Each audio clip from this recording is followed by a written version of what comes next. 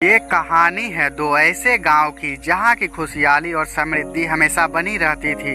इन गांव का नाम था नंदी और रोहर। ये शहर से सटे दो ऐसे गांव थे जो सबसे ज्यादा धनी और अमीर थे। लेकिन इन दोनों गांव में कुछ विभिन्नताएं थी। नंदी गांव के लोग भगवान को ज्यादा मानते थे, लेकिन रोहर गांव के लोग ज्यादातर नास्तिक। नंदी गांव के लोग सच्चाई के राह पे चलते थे, लेकिन रोहर गांव के लोग लोभी और मतलबी थे।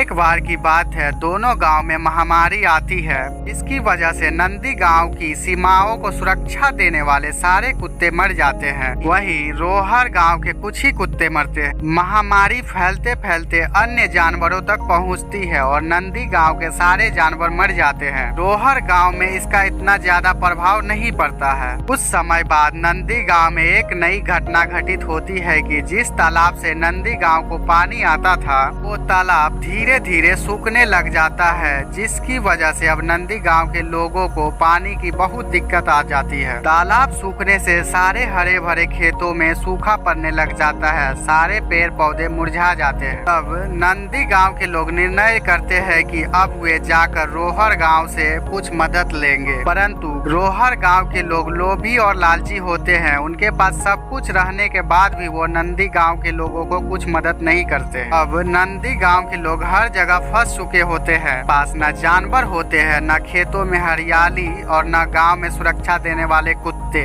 वह अपनी किस्मत को कोस तो वो सभी भगवान के सहारे गांव से हट के मंदिर में रहना शुरू कर देते हैं। एक रात बहुत सारे चोर और डाकू नंदी गांव में प्रवेश करते हैं। तो वो लुटेरे गांव में प्रवेश कर रहे होते हैं तो देखते हैं कि गांव की सुरक्षा का कोई भी व्यवस्था नहीं है। हाँ, न कोई जानवर है, न कोई गांव में हरियाली है।